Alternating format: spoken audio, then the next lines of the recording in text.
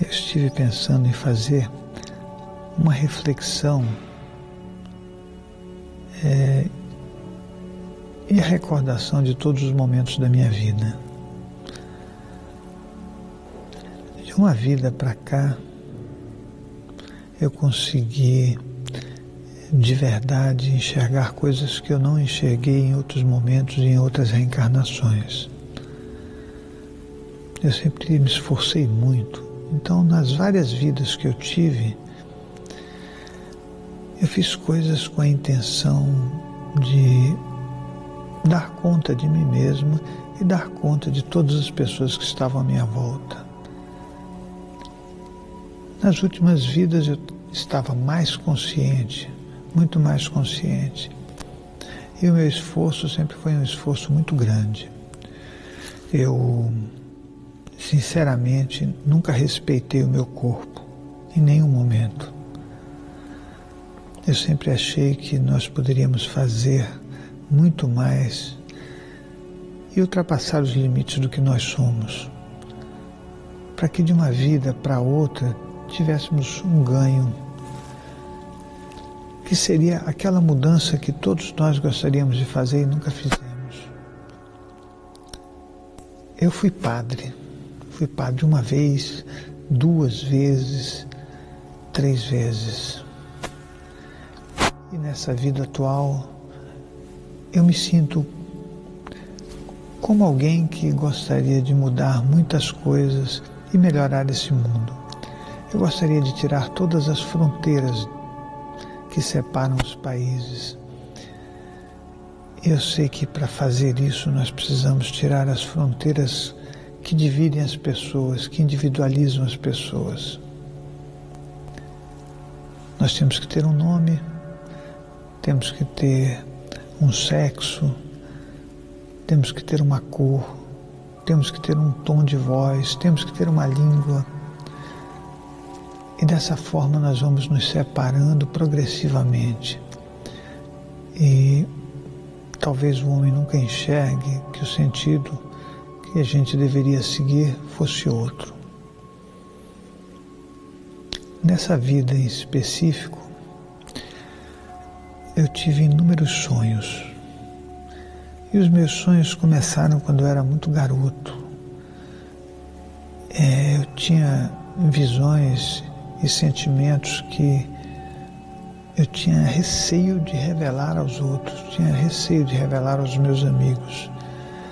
E as coisas que aconteciam à minha volta e que me incomodavam, eu fui aprendendo a lidar com elas.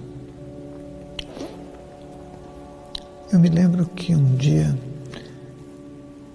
eu escrevi uma redação na escola e a professora, que era muito severa,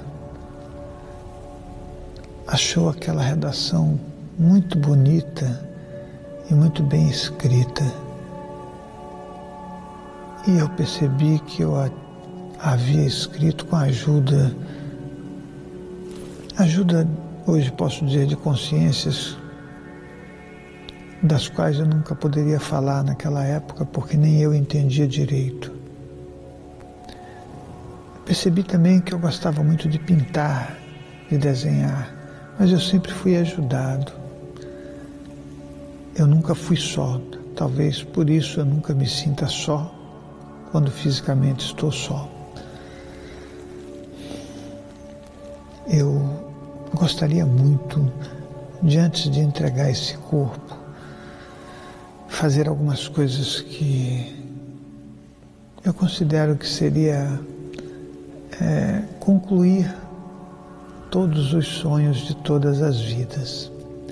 A conclusão dos sonhos de todas as vidas seria constituir algumas ou muitas pessoas que pudessem seguir um caminho libertando todas as outras que ainda não entenderam o caminho. Eu penso sempre que existe um caminho, apesar de achar isso muito restrito também, mas de qualquer forma nós precisamos ter uma direção por termos esse corpo físico. Eu gostaria de entender melhor por que nós, seres humanos, não percebemos ainda que isso aqui é apenas uma experiência. Não é uma experiência de mau gosto. É apenas uma experiência que poderia nos levar a ser melhores. Mas primeiro nós precisamos entender isso. Ficamos limitados às pequenas coisas que aprendemos no começo da nossa vida. E eu sei que eu sempre tive uma coisa que eu não consegui conter. Hoje eu contei um pouco mais, mas antes eu falava aquilo que eu pensava sem nenhum receio do que poderia acontecer. Hoje eu falo as coisas que as pessoas podem ouvir, tentando com uma retórica melhorada, conduzi-las para um entendimento futuro. Mas isso me entristece um pouco. Nós temos que fazer caminhos tortuosos, transitando pelas condições emocionais individuais, que são as piores variáveis que nós temos nesse planeta, para que a pessoa consiga chegar a algum lugar, porque ela mesma não enxerga que ela é um caminho tortuoso. Qualquer não deixa as pessoas muito indignadas. E um sim, na maioria das vezes, ele faz com que a pessoa se sinta feliz e resolvida porque alguém confirmou que ela está certa, mesmo ela estando errada. Eu penso que quando eu tinha 4 anos de idade, eu enxergava coisas que outras pessoas não enxergavam, mas eu não entendia direito. Eu lembro também que o meu pai, ele tinha um Jeep que ele comprou. Esse Jeep, eu lembro a placa até hoje, porque eu parei atrás do Jeep e disse para mim mesmo, eu nunca vou esquecer a placa desse Jeep. E a placa do Jeep era 1450. Mas eu falei isso porque no Jeep tinha alguém que ninguém podia ver sentado no banco de trás. E quando meu pai pediu que eu sentasse, eu não conseguia sentar porque eu iria sentar num lugar que já estava ocupado.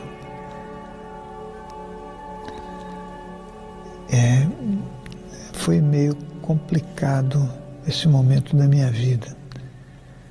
E eu fui fazendo o caminho, enxergando cada vez mais, até que aos 7 anos de idade eu tive uma experiência que eu não sabia direito nem o nome dela, mas eu sabia que ela mudaria a minha vida, porque eu me apeguei a ela com todas as forças e talvez isso me tenha dado uma resistência interna fortíssima para suportar tudo que estava à minha volta, porque eu descobri ou sabia que aquilo era de máxima importância para o meu crescimento. Foi a minha primeira experiência fora do corpo. Uma experiência que se repetiu pelas minhas decisões, pela minha teimosia, por eu não querer perder aquele momento. Eu nunca quis perder a possibilidade de ter essa experiência novamente. Então, eu reconstituía o local sempre da mesma forma e insistia até conseguir. Na minha adolescência, o início da adolescência, no Rio, tive centenas de experiências. Depois, em São Paulo, as experiências foram ficando cada vez mais claras e mais inteligíveis, porque eu já conseguia saber o que estava acontecendo, apesar de querer algumas explicações que organizassem melhor aquilo que estava à minha volta, aquilo que era uma espiritualidade nascente ou uma espiritualidade recuperada. Comecei a descobrir as minhas outras vidas e eu me confundia muito quando eu via as filosofias pregarem coisas que não tinham muito a ver com o que eu enxergava, ou mesmo quando se falava de espiritualidade de uma forma tão decretada e com uma organização pré-estabelecida, onde as coisas tinham que ser do jeito que foram escritas. Mais ou menos nessa época, 13, 14 anos, eu comecei a ter experiências um pouco mais sofisticadas para mim naquela época. Eu tinha um grande desejo de entrar nas pirâmides. E esse foi o meu primeiro objetivo, entrar em uma pirâmide e ver exatamente como é por dentro. E quando eu realizei essa experiência, eu descobri que não existiam só as pirâmides que mostravam para a gente, mas centenas de pirâmides. E essas pirâmides de verdade me trouxeram a história. Eu pude ir bem longe e descobrir que eu havia sido um embalsamador. Eu não podia falar nada sobre isso naquela época, mas eu sentia uma grande vontade de contar para alguém. A pessoa mais próxima era o meu irmão, mas eu não consegui contar para ele também. Hoje o meu irmão é uma pessoa tão próxima de mim, tão querida, mas eu sei que algumas coisas que aconteceram comigo ninguém aceita. E esse momento agora da minha reflexão, esse momento que eu estou me revendo, sabendo exatamente o dia em que eu devo abandonar esse mundo, coisa que a minha mãe fez com grande tranquilidade, que eu sei que vou fazer com grande tranquilidade, de verdade, eu só preciso terminar algumas coisas para que eu possa do outro lado olhar e ver que todos aqueles que estiveram perto de mim conseguiram fazer um caminho melhor do que em outras vidas. Se uma pessoa entender isso, será bom. Se muitas pessoas entenderem isso, eu com certeza vou me sentir muito melhor. Mas as minhas propostas são propostas de trabalho, de esforço constante. E o ser humano não foi treinado para fazer isso, ele foi treinado para não fazer nada. São poucas as pessoas que conseguem resultados e são poucas as pessoas que conseguem receber um não em qualquer das formas que se diga.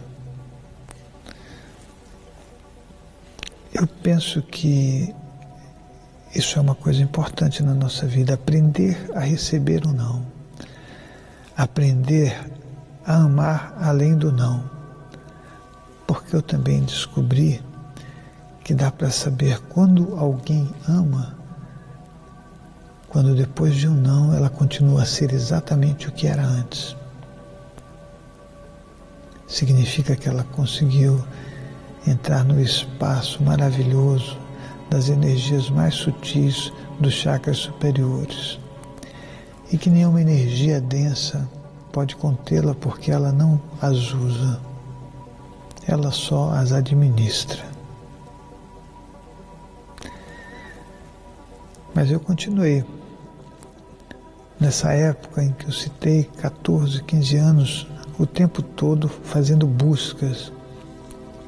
E tinha muitas dificuldades que eu ainda não conseguia entender direito, mas que eu vou contá-las. Eu me lembro que eu via muitos espíritos na sala de aula. Cada amigo, ou cada amiga, ou cada colega, não importa de que sexo fosse, sempre tinha muita gente por perto. E quando eu olhava as professoras ou os professores na sala de aula, eu dizia na época, muita gente estava ou estavam do lado dele. E até hoje eu uso isso, ao invés de dizer quantos espíritos estavam do lado das pessoas. Isso não me incomodava muito, mas em um determinado momento da minha vida, eu comecei a ter algumas dificuldades, e essas dificuldades tinham a ver exatamente com as condições emocionais das pessoas. nessa época a coisa ficou tão difícil para mim que eu tive que dizer para o meu pai exatamente o que eu queria dizer há muito tempo para todas as pessoas.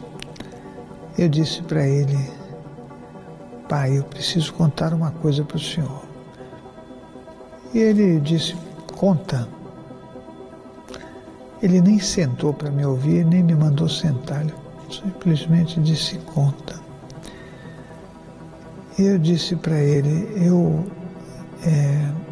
saio do meu corpo, pai. E ele disse: o que você faz? Você sai do seu corpo? Eu falei: sim, eu saio do meu corpo. Aquele momento foi de verdade um divisor de águas, porque ele imediatamente me colocou para ser analisado por um psicanalista que ele nunca vai saber o quanto ele fez de bem para mim.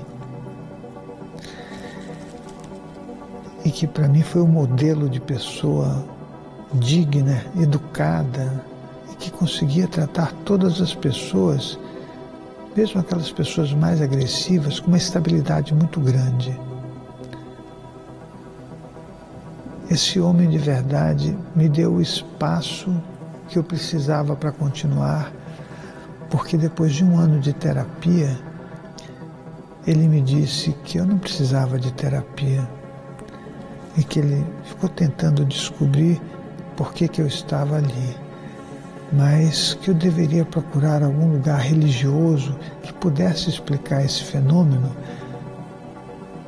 porque um dia eu falei para ele uma coisa que eu nunca poderia saber. E ele ouviu com atenção e me orientou para que eu seguisse o meu caminho. O que eu fiz foi vivenciar uma vida entre 2 mundos.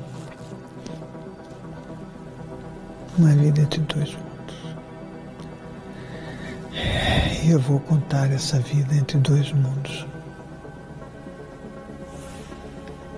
Você enxerga muito mais que as pessoas que estão à sua volta, os referenciais que a gente tem, as crenças, os condicionamentos, as ideias pré-concebidas, as raivas, ódios, limitações de todo e qualquer tipo deixam de fazer parte da sua vida. Eu penso que eles dão lugar a uma criatividade que eu considero muito boa, porque ela me ajudou em vários momentos da minha vida. Eu ia para a faculdade e eu não entendia por que as pessoas tinham tanta dificuldade para fazer algumas coisas. E por que elas se apegavam a coisas pequenas, muitas vezes se degladiavam por questões que ninguém nem sabia direito a resposta ou se valia a pena. E eu ficava fazendo algumas coisas com essa vida entre 2 mundos, que depois eu desenvolvi muito mais. Eu comecei a equilibrar os ambientes em que eu ficava, que de início me davam um custo muito alto. E nessa época eu consegui reunir pessoas de vários bairros que brigavam muito. E eu lembro que eu morava no bairro de Veleiros, mas tinha o bairro do Socorro, tinha o bairro da Santa Rita, tinham pessoas da Lapa, pessoas de várias localidades da região sul que ficavam disputando quem era melhor. Pessoas do Brooklyn, eu lembro disso. E naquela época haviam bailes que para mim eram bem insuportáveis por conta das energias que eram geradas no baile. Eu fui descobrindo caminhos para poder sobreviver nessa situação. Aprendi muitos truques que as pessoas precisavam ver para acreditar que eu fazia parte daquilo. Eu lembro que um dia, na escola, eu convidei uma pessoa que era muito agressiva e violenta para ir até Veleiros. E ela ficou um pouco revoltada, mas eu, com um pouco de habilidade, conversei e mostrei que ela seria bem acolhida, né? Ao mesmo tempo que eu conversei com os meus amigos e colegas de Veleiros para acolherem essa pessoa. E ela foi muito bem acolhida. E da outra vez que eu convidei, ela já não veio mais sozinha, ela veio com uma turma imensa. E depois as portas já estavam abertas e pessoas de vários bairros iam para Veleiros e se reuniam numa rua onde ficava por volta de 150 a 180 pessoas e a rua ficava absolutamente fechada. E todos conversando, tocando violão, brincando. Eu me tornei ali o que eu era antes, um padre. Eu aconselhava as pessoas, redimia relacionamentos, tanto de amizade quanto afetivos. Aquilo foi um treinamento. Depois eu ia para casa e passava muito mal, sentia dores horríveis, mas a minha recuperação era mais rápida porque o meu corpo era jovem. Eu fiz isso muitas vezes, muitas. O resultado é que as pessoas talvez tenham aprendido a se relacionar melhor, pelo menos naquele momento. E foi um aprendizado muito grande para mim, ao perceber que mais adiante nenhuma dessas pessoas conseguia manter de verdade o que tinha visto e revisto nas nossas reuniões, nos nossos bate-papos, na nossa alegria. Eu pensei que eu teria que constituir uma outra coisa para que essas pessoas fossem felizes. Uma vez ou outra encontrei alguém, mas no final eu tive que seguir o meu caminho, e ao seguir o meu caminho me afastei definitivamente de todos aqueles que eu conheci na infância e na adolescência. Eu fui descobrindo que eu não tinha ninguém à minha volta e que eu não tinha porque o sentido do que eu sou é viver só e constituir coisas para todos aqueles que estão por perto e que queiram fazer algo que vale a pena. Mas eu fui tendo muitas experiências de projeção astral e eu nunca desistia. Mesmo nas noites em que eu estava muito cansado, eu insistia 2, 3, cheguei a ficar 5 horas deitado até conseguir uma projeção astral. Isso foi me dando força. E aí eu queria fazer alguma coisa com as minhas projeções astrais. Porque eu vivia o tempo todo entre 2 mundos. O mundo físico, com as coisas que todo mundo vê, e o mundo não físico, com coisas que muito poucas pessoas nesse planeta veem. Algumas veem de forma conveniente, e aquelas que enxergam de verdade, elas com certeza são diferentes. Elas compartilham o que elas são mais organizadas, elas enxergam o outro. Eu penso que ler um livro é uma questão de aprendizado, mas ler uma pessoa é uma questão de evolução. Se nós perguntarmos para um grupo de pessoas se eles querem de verdade evoluir, talvez até digam que sim, porque eles não sabem o quanto tem de custo e de trabalho fazer esse percurso. Mas eu entrei na faculdade, saí da faculdade e continuei o tempo todo fazendo isso, mas com a tentativa constante de levar isso para as pessoas. Então eu falava sobre projeção astral no trabalho, falava de projeção astral nos lugares que eu ia, que eu frequentava. Mas a gente vê poucos resultados, porque o que as pessoas querem é mágica, né? O pensamento mágico, a realização de mágicas, e não o esforço. Eu vou falar daqui para frente das minhas experiências de projeção astral.